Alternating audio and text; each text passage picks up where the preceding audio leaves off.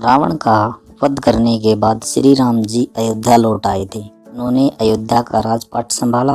उन्होंने धरती पर जिस उद्देश्य से अवतार लिया था, उन्होंने वह सारे काम कर लिए थे।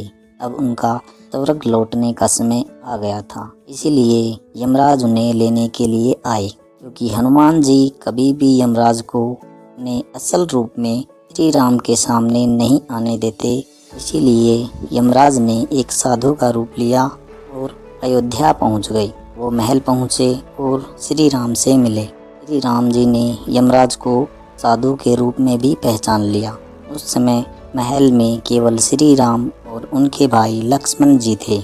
यमराज ने राम जी से कहा कि प्रभु, मैं आपसे कुछ ऐसी बात करना चाहता हूँ किसी और को पता ना लगे। साथ ही यह भी कहा कि अगर हम दोनों की बातों के बीच कोई तीसरा आएगा तो दरवाजे पर खड़े द्वार रक्षक को मृत्यु दंड दिया जाए। श्री राम ने साधु रूप धारण किए यमराज की बात मान ली और हनुमान जी के न रहने के कारण अपने भाई लक्ष्मण को द्वार पर खड़ा कर दिया। फिर यमराज अपने असल रूप में आए और बोले, भगवान, आपका पृथ्वी पर जीवन पूरा हो चुका है।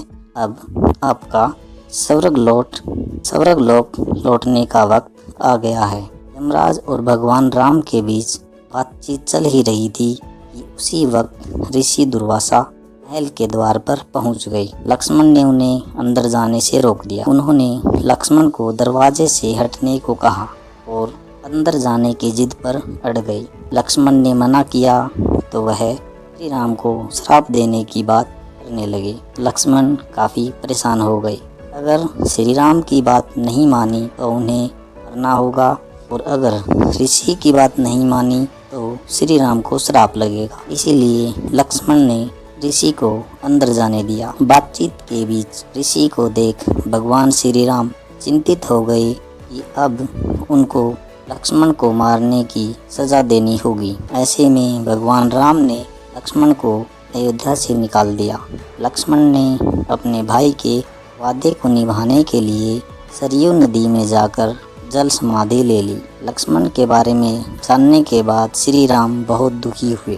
फिर उन्होंने भी जल समाधि लेने का फैसला किया। श्री राम भी सरयू नदी में जल समाधि लेने के लिए निकल पड़े।